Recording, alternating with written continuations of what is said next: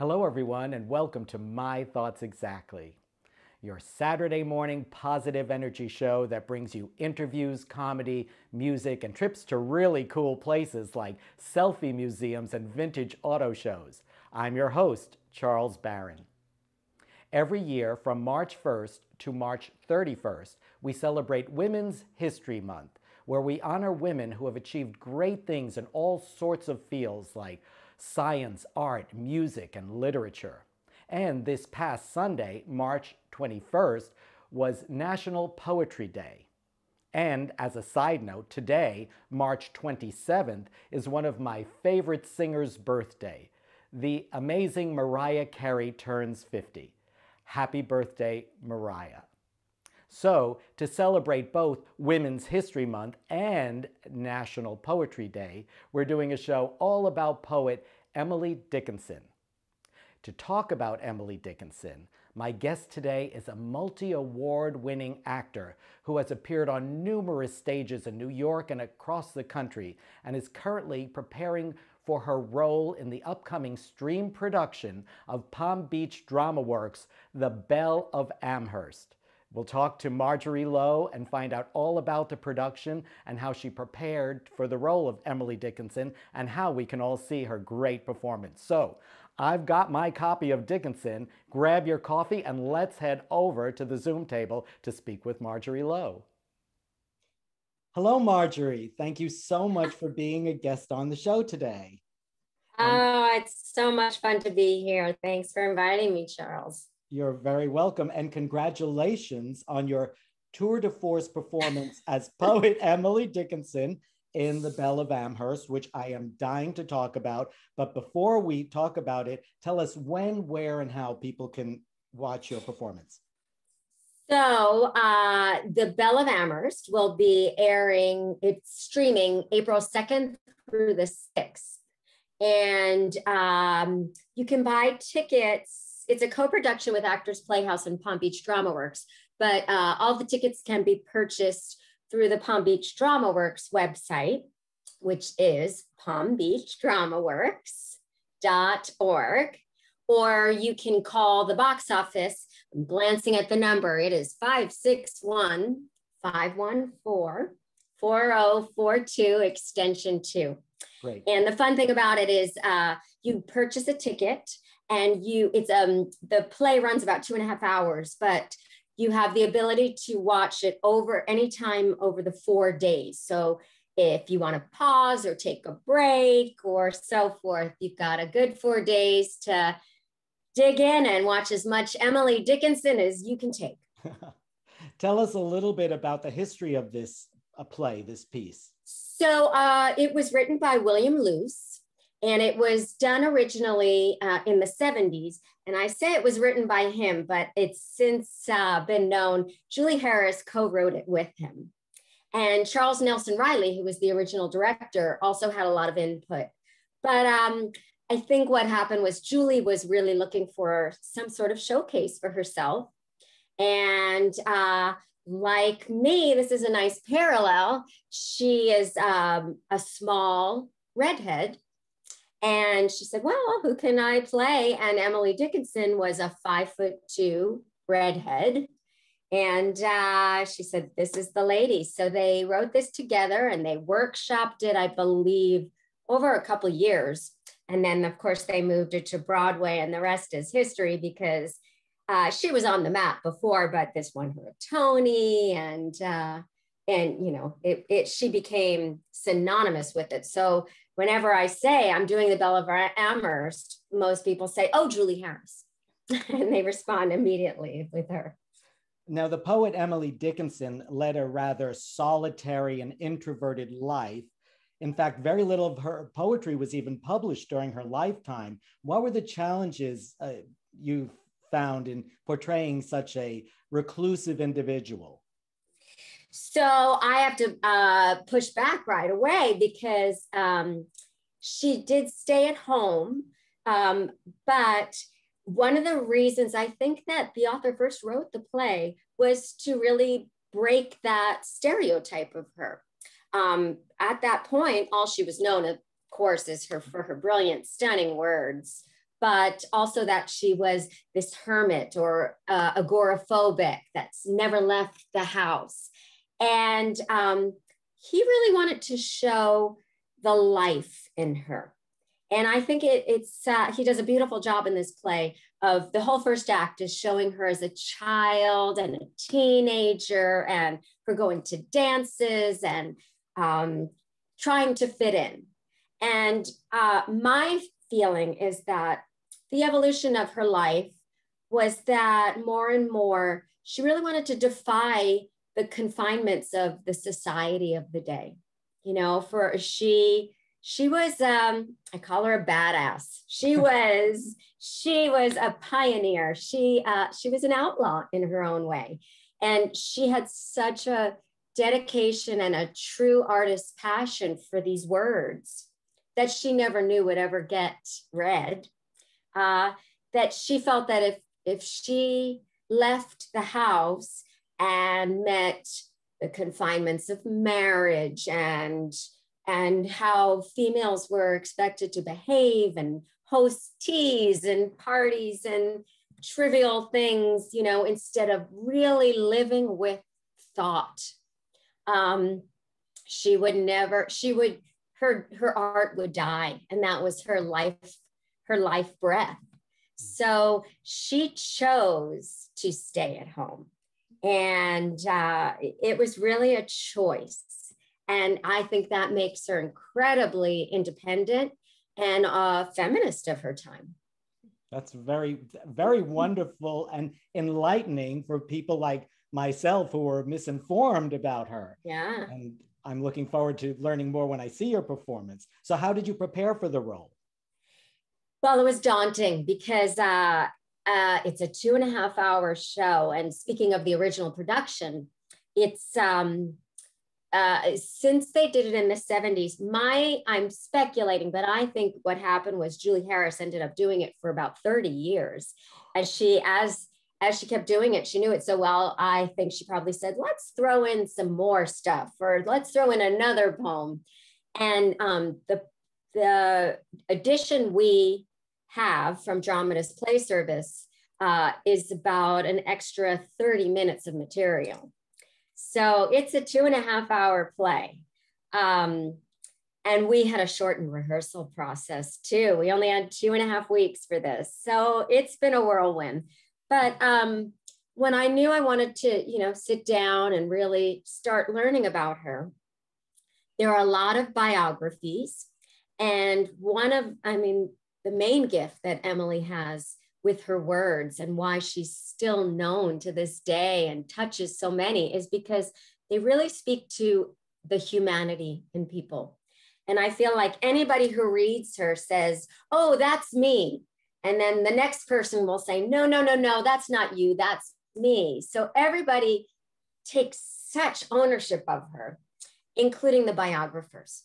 So you'll pick up one biography and they'll have a complete point of view and say, this is fact. And then you'll read another one and it's completely different. And I wanted to hear her voice and try to see if I could get into her thoughts.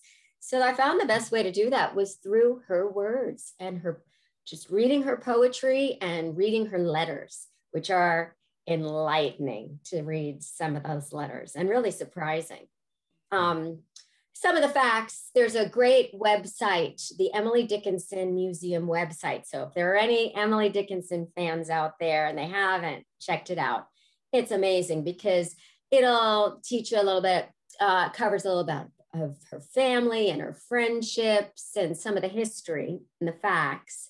But the rest is all speculation. So I wanted to go to the source. Well, speaking of a different point of view, as you said, all the authors have their own point of view. This new Apple TV series is out called Dickinson. Did you get to watch any of that? I only saw a snippet. I saw a little bit. I was curious to see on YouTube. It's a lot, what I saw, only about 10 minutes. It seems like it's a really fun approach. It's almost like a Hamilton, where they take the character as a teenager, but they use a lot of contemporary vernacular, and they even have the character of Death, and he's really cool and hip, and it's very much aimed towards a young audience, which I think is exciting because to introduce a younger generation to her is thrilling. And yeah, there's a lot. There was a Cynthia Nixon movie called A Quiet Passion, and their take was to really show her in a little darker way. And then there was Wild Nights with, I think it was Molly Shannon, where it focused on her a very intimate sexual relationship with her sister-in-law, Susan.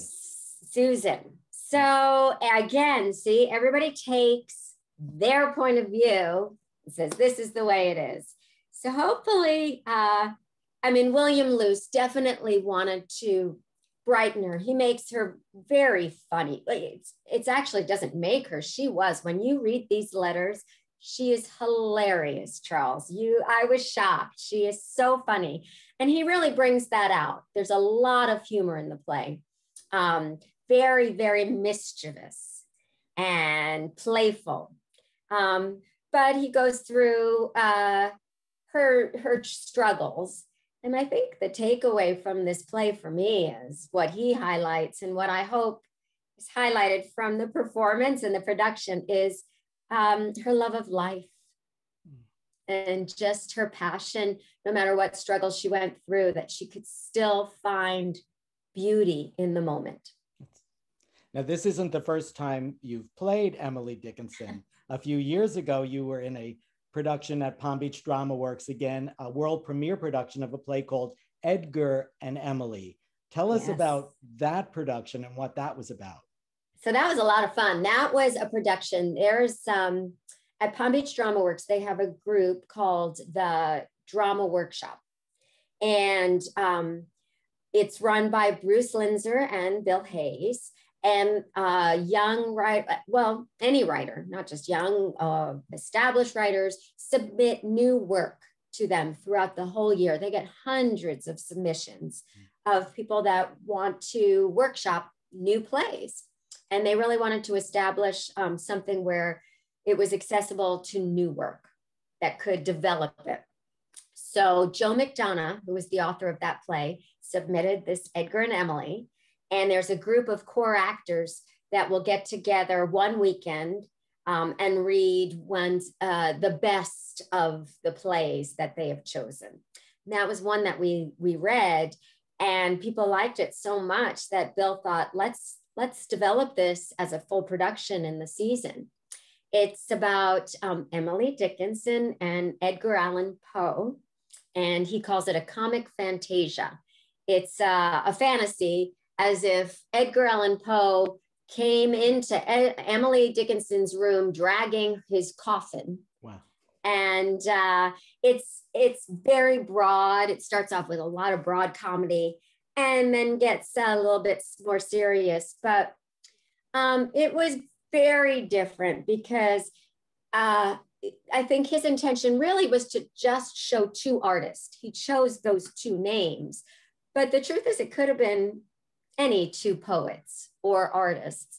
And it was more about having two artists and their relationship together and how they can inspire each other to maybe evolve or change some of the patterns in their life.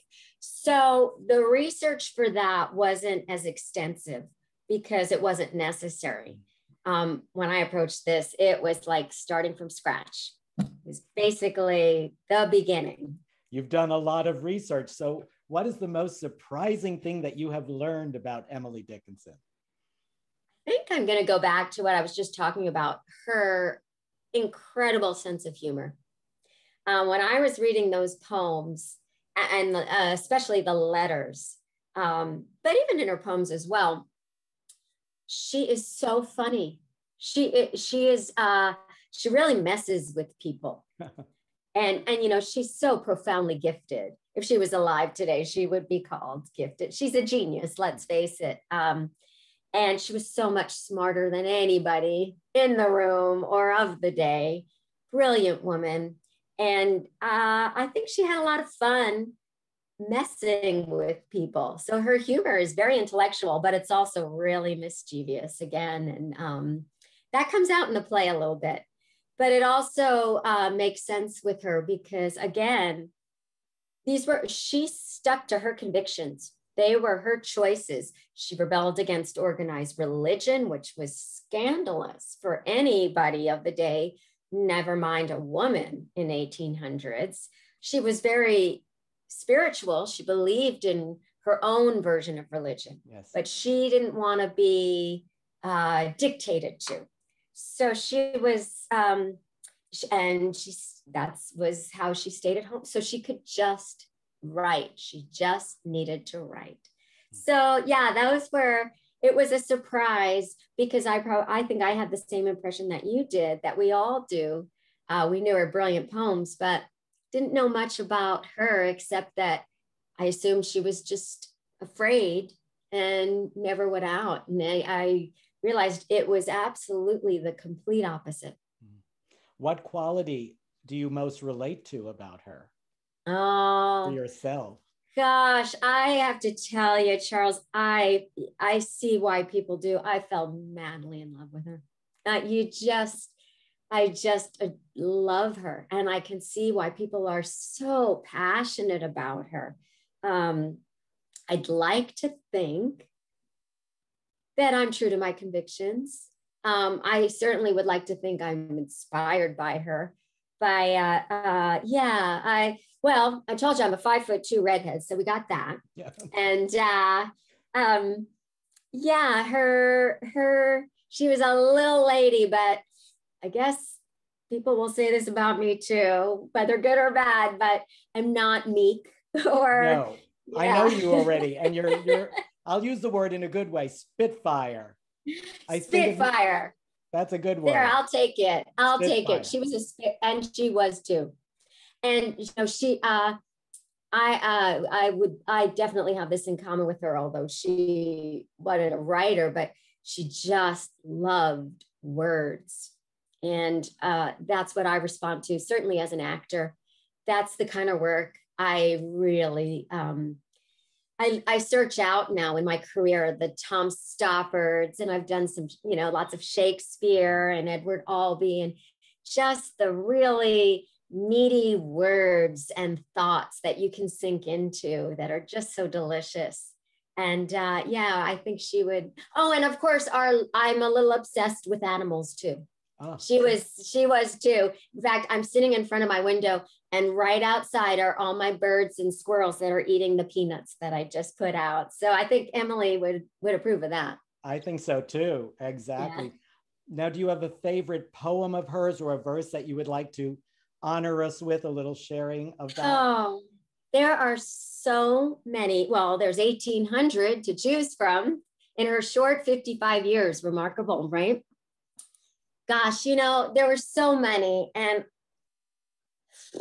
I think the one I would go with is probably the most famous, because I think it's certainly the most timely right now after what we've all been through this past year and the pandemic and so much loss. And, certainly as artists, not knowing when we're going to get back into theaters and work. And I think everybody has suffered in this last year. So I would go with hope is the thing with feathers that perches in the soul and sings the tune without the words and never stops at all. And sweetest in the gale is heard, and sore must be the storm that could abash the little bird that kept so many warm. I've heard it in the chillest land and on the strangest sea, yet never in extremity it asked a crumb of me. That is beautiful. Thank you. That is actually one of my favorite poems as well. It's really quite beautiful.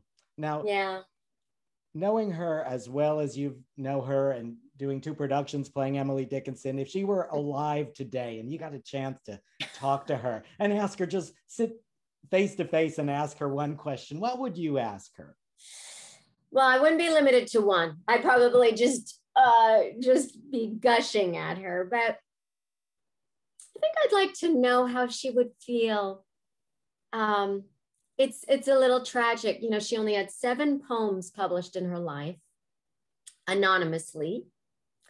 So no one, she wrote almost 1,800 poems, and everyone is just a masterpiece.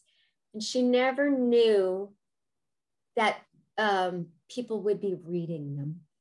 And I would love to know how she felt knowing how many lives she has touched and changed.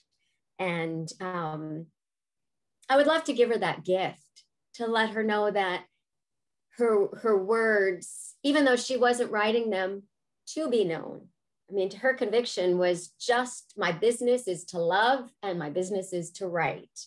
And it didn't matter. It wasn't for the fame. It was for the work, the art.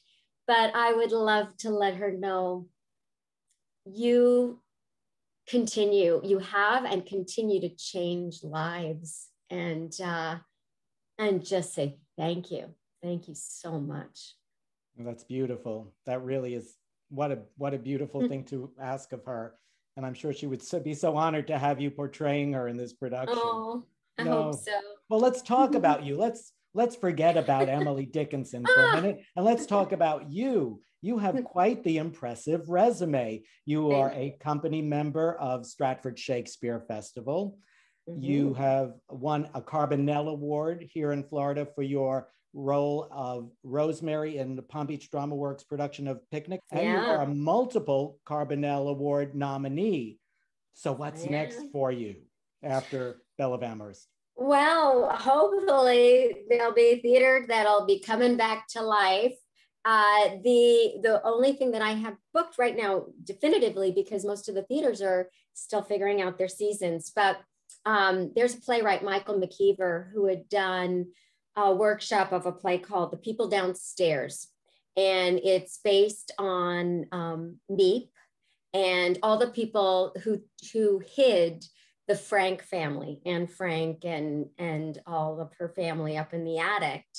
And he wanted to focus, we certainly, of course, have Diary of Anne Frank, but he wanted to focus on the individuals that took the risks of their lives, certainly. I mean, they would have been sent to concentration camps themselves if they had been caught, and see what drove them.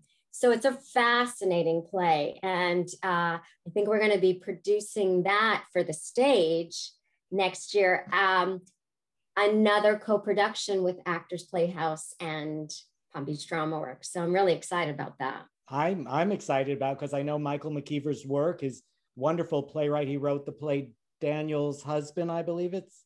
Wonderful play. Yeah, wonderful Michael writes play. I think he wrote 3 plays over the pandemic. He just pops them out. Yeah, and he's a brilliant playwright. Yes, I'm excited about that for sure. Yeah. Now, is there a role that you have not played in your life so far that you are just dying to play? In case I have a producer watching my show today, my thoughts exactly out there. Of course. Well, I give the terrible answer of all of them. You want to play all of them, you know? Oh, yeah. It's so hard to, I want to do all the Chekhovs. I want to do, Mother Courage someday, Bertolt Brecht. I do have one that I feel like I'm ready now. And, I would love to have, I just love the play, is 6 Degrees of Separation, John Guare. I love that role. I love that play. I think it's very timely with reality TV and 15 Minutes of Fame and, of course, racial tensions. And it's a fantastic play. And I've always loved it. And I'm finally coming into an age where I'm finally can play that role. So, and the great, of course, Stockard Channing won Tony for that one. So I would put that one on the top of the list.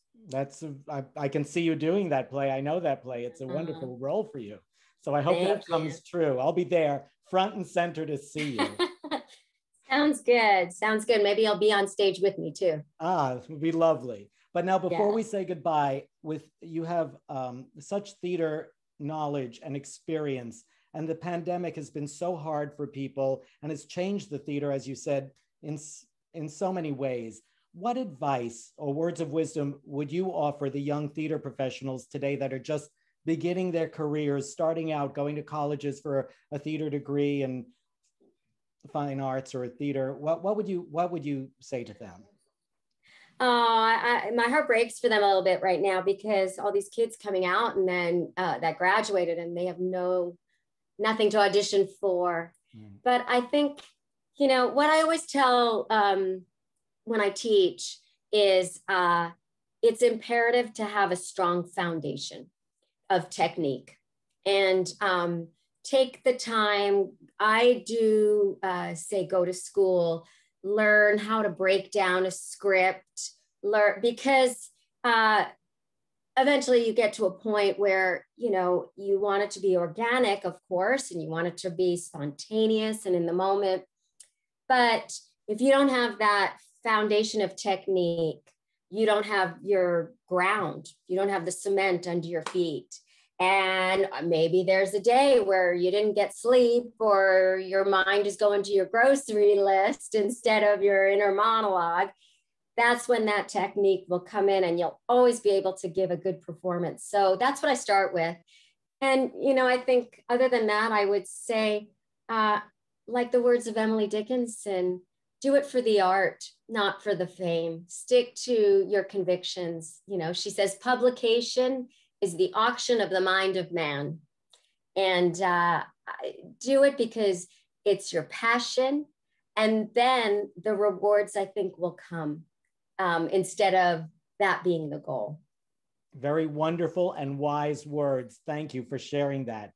Now, before we really say goodbye, I want to thank you for being on the show. First of all, it was wonderful to have you today. And I would like you to say one more time how people can stream The Belle of Amherst and see you portray Emily Dickinson. What's the phone number again? It is 561-514-4042, extension 2, or they can go to Palm, Palm Beach, BEACH, DramaWorks, DRAMAWORKS.org. You can get tickets online, and it's from April 2nd through the 6th. Wonderful. Thank you a million for being on the show. You are such a delight, and you're such a fine actress. I've seen you in Brighton Beach Memoirs, and I know just how wonderful you are. So this is going to be a real special treat to see you as Emily Dickinson. Thank you, Charles, and thanks for having me. It was so much fun. Okay, bye-bye now. Bye. Bye-bye. Before we say goodbye, I wanted to mention that the production of The Belle of Amherst with Margery Lowe at Palm Beach DramaWorks is a fully staged production. Scenery, costumes, wonderful lighting, and tickets are $30 each. Now next week, join me here on My Thoughts Exactly for my Spring Extravaganza show, where I have so many terrific guests. Let's see who's going to be here to sing songs and tell jokes. Oh, we have Molly Gazet, we have Brittany Sherry, we have my dear friend Joan Jaffe and Matt Baker, and we have the amazing Sugar Henry and a few more that I am not mentioning. I'm keeping them as a surprise. So join us next week on My Thoughts Exactly. And if you like the show, please hit that subscribe button so you never miss a show. Bye, everybody. Have a terrific, positive energy week. Love ya.